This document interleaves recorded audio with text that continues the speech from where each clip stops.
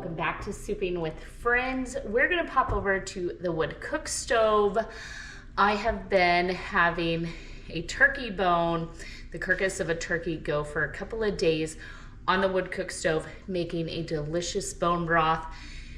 And it's almost dinner time. So it's 5 o'clock here. There's a huge storm outside here in Alaska, and I have a ton of frozen vegetables, that turkey stock, and I thought I would make a quick soup for dinner, share that with you guys. Let's get into it.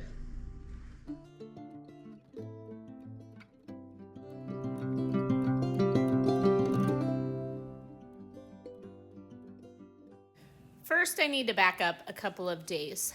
What happened was I went to the grocery store and you got a free turkey with your purchase. So this is my free turkey.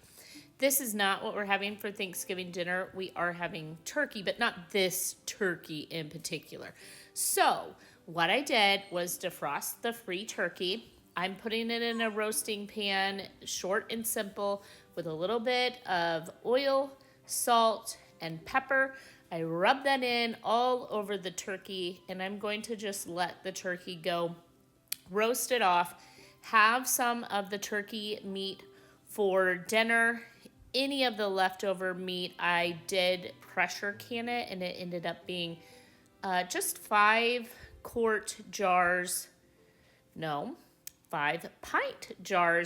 of turkey meat, and then I saved the inside parts, the neck and so on, for making the bone broth. And so then everything that was left over from this turkey, I threw it in a pot, covered it with water, season and spice it how you want, and it went low and slow on the cook stove with a little bit of vinegar in the cooking liquid, and then now you're all caught up. That is where we were at. I hope to simply inspire you to cook that carcass after Thanksgiving, turn it into some broth, and here is a simple, easy, these are basic ingredients that we keep in our kitchen year round. And then also most of them for me is just popped out of the freezer. I'm not having to do a bunch of chopping or cooking, but I can throw together this wonderful soup. Here is what I put in it. The frozen vegetables in this instance are dictating the size of the rest of the vegetables. You want everything to be chopped about the same size for your soup. These are homegrown potatoes. We grew those in our garden this summer. So I'm chopping up a couple, one good size one tiny one of the potatoes, about a cup and a half of potatoes. To that, I have this fresh onion. These were tiny, so I did 2 of them. I really like a lot of onion in my soups and stews. Then again, that's up to you. If this isn't something you like, leave out whatever you don't like. But there's some really, really basic ingredients. But because these were tiny little onions, I went ahead and diced up 2 of them. I'm gonna get my Dutch oven going on the wood cook stove. Doesn't that fan look like it is in slow motion? That is so weird. I'm gonna throw a good pad of butter in the bottom, let that start melting off. And then you see I have a little helper here. He was underfoot, and so I put him on his little bed. I'm fully aware that most people do not have a wood cook stove, or they're not cooking on wood at all.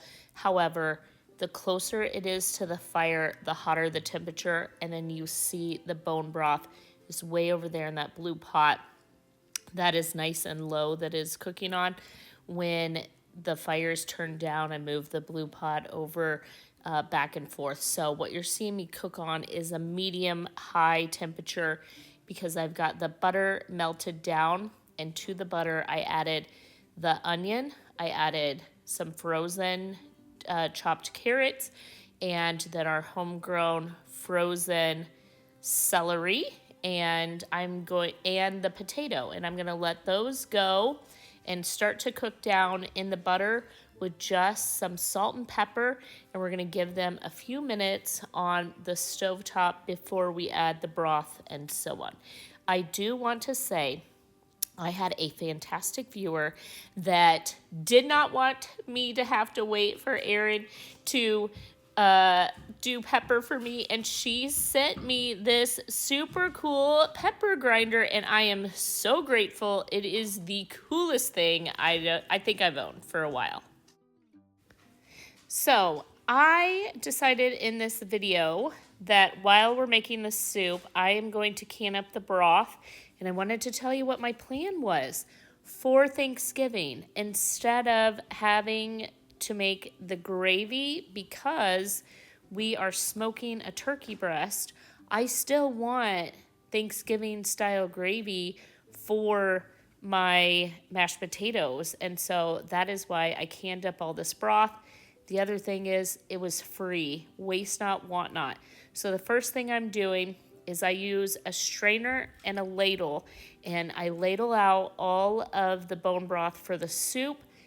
This doesn't even have to heat up. You see how hot it is right there. My kitchen is roasting. I am sweating with the wood cook stove going and canning up this broth and all of those different things. But it is fantastic. Anytime you can in the winter time and have some things going in the pantry, it makes soups like this so quick and easy on any regular weeknight on the stovetop.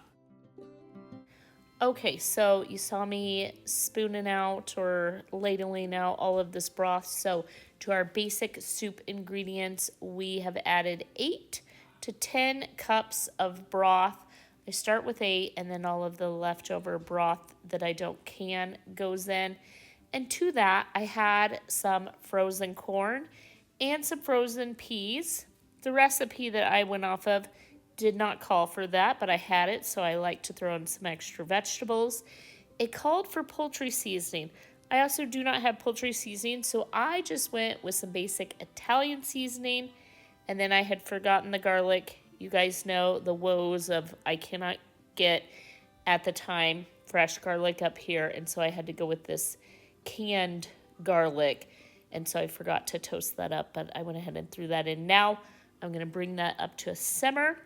While that happens, we're going to pop back over to the broth, and now I'm going to see how many jars I get, and then that is going to dictate how many cans or which canner I use to can up this bone broth. If you have never canned any type of bone broth, stock, those sort of things, I have brought it up on the channel before. It says online, and we've had these debates, that there is no safe canning practice for ham stock or ham bone broth. The thing is for the USDA to put out an approved canning method, it costs a lot of money and a lot of research. So I can certain things that I want canned based on what risks I'm willing to take in my kitchen. I hope that makes sense. However, canning your basic turkey, beef, chicken, all of those stocks are so easy. You just let the bones go low and slow. You get the broth made up, and you're just basically canning flavor for all of the yummy, delicious things that you make later, including, I like to dump a jar of this on potatoes while they're boiling. We're giving flavor to the potatoes as we're cooking them, even if it's just for mashed potatoes. Lots of chicken stock with cooking vegetables as opposed to just plain straight water. There's just a billion uses for stocks and broths, and you can see how rich in color this turkey one ended up. So what I do is I fill the jars, and then I am using white vinegar. That's what you're seeing me use because there's fat and so on, and we want to make sure that the rims are super, super clean. And then we use a brand new lid, and then the rings, I reuse the rings. So these are those azure jars that I had gotten previously, and this is my first time canning with them. I'm obviously editing the video. The canning is done, and I am happy to say that the ball lids, I had no failures with the azure jars. So that so far is a good thing. but I, of course, will continue to keep you posted on that. You see the canner I've had to break out. Here is the Big Daddy. That's that all-American canner. And we are having to use that because I had so many jars of broth. And then just wait a second, because they don't all fit in there, I had to actually use 2 canners on this night. So with the all-American canner, I know this is souping with friends. We're gonna get back to the soup and we're gonna make some dumplings here in just a second. You use some oil. That is why I bought this canner, because if things happen and the world all fell apart, the all-American canner has a pressure gauge. It is weighted. Even if the pressure gauge isn't working, you can count the times it rattles and so on, but it had no gasket. So it's just a little bit of oil around the rim, and then you tighten down the all-American canner, and this could be used on the wood cook stove. I've talked to some other channels. That's extremely difficult to maintain the heat. However, it could be done, as well as this could be used outside on a propane stove, a whole lot of different ways. So that's why I went with this big old mama all-American canner. So I get the tops twisted on and get it going. And then I have a debate with myself. Do I want to can just 3 jars? Seriously, I do the 4th jar so that the jars are not rattling around in there. The 4th jar is just water. You can have some canned water in the event of an emergency. And I always like to have the whole bottom of the canner full and then hot in, which means hot in the jars. So the cooking liquid in the canner needs to be the same temperature. So now we're putting the hot water. This is my electric countertop canner. I, as of late, have been canning 1 to 2 days a week. I throw something in jars and just use this electric little pressure canner on the countertop, and it is fantastic in helping stock that pantry. In the honest time that it's taken me to film this video, I have truly, starting at 5, I have made the soup. It's sitting over there. We're getting ready to make the dumplings now. I have canned up, or at least jarred up, and have 2 canners running. All of the dishes done. I say all that to say this. I no longer am doing big projects in the homestead kitchen during this season of fall. What I'm actually doing is realizing that smaller projects go a lot further. I don't put them off or wait. I know that this is souping with friends and we're sharing soup recipes and we're canning things and we're all joining in, but that is an encouragement. I know we watch a lot of YouTube, and for views, it does work to do like big canning days or big meal prep, but in reality, if we can all just kind of truck along and do what we can on a weekly basis, we actually can accomplish a lot more, I have found in my own kitchen. So to make the dumplings, I'm doing 2 cups of all-purpose flour here, as well as 2 teaspoons of baking powder. Now, the recipe has called for poultry seasoning. I don't have that. I don't know what exactly it is. So I'm just doing a little 1/4 teaspoon of my all-purpose Italian blend that I put in the soup as well. A good pinch of salt and pepper if you want.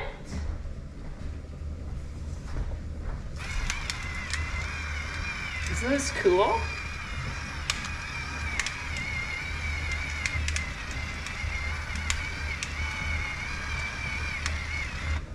Okay, and then we're gonna do 3/4 of a cup of milk, and our binder is actually an egg in this one. I know that there's so many recipes for this out there, shortening, butter, all of those things. And then to that, I'm gonna add a little bit of this minced garlic I'm trying to get through. So I want that fresh punch of garlic in there. And then 1 large farm fresh from my chickens, always in a separate bowl, always checking chicken egg.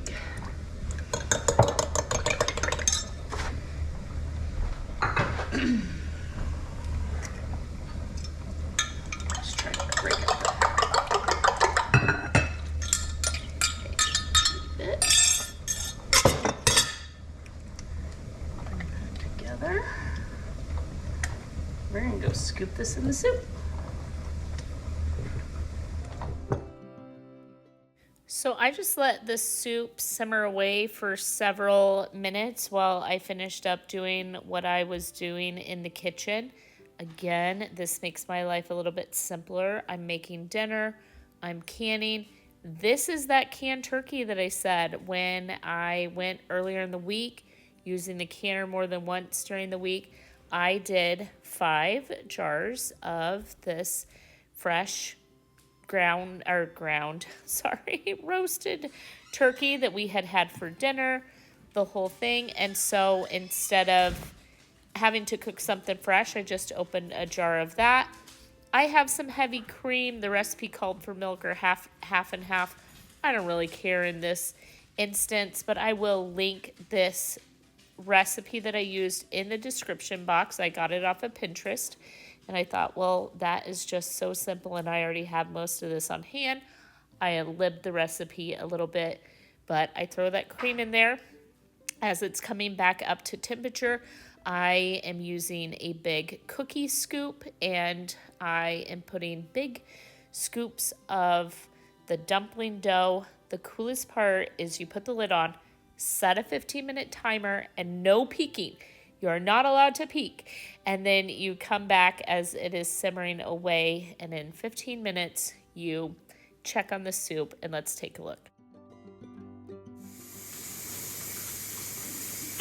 All right, friends, no peeking. Look at that. Well, those are done. I am going to just scoot it over to a cooler part of the stove and let that sit, and as soon as my family's ready for dinner, we'll eat.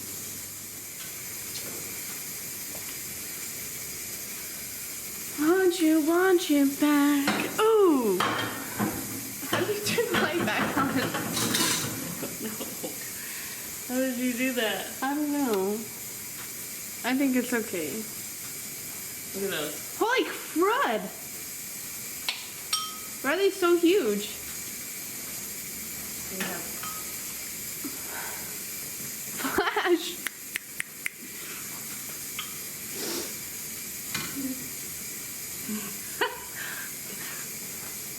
Beautiful.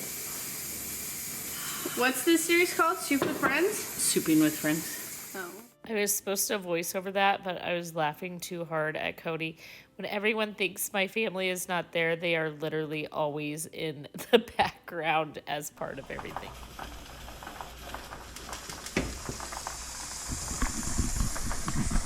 When your timer goes off on a canner like this, we just shut it off and we don't touch a thing. And in fact, it's now right at 7 o'clock. I've already had dinner. I've already had some time with my family. Aaron is still not even home yet. Caleb is coming by. He is gonna pick up some soup for himself and for Destiny. They are out of power at her parents' house here in Wasilla. And so the cabin, of course, never notices that it's out of power. So everyone is getting warm, hot soup. It's being shared with friends and family, and that is the whole point of Souping with Friends. I couldn't have planned it. I didn't plan it, but I couldn't be more grateful that I get to share soup with friends that are local around here, and then the recipes with all of you guys online. So thank you to Flat Tire Farms. She actually, Crystal over there, designed the logo. She helped me come up with all of the stuff. We've done the whole thing together, and I am so happy and so excited that she has been part of this. Someday I'll explain what's happening with my hair here. Anyway, back to the closeout. Thank you to all of you that are participating.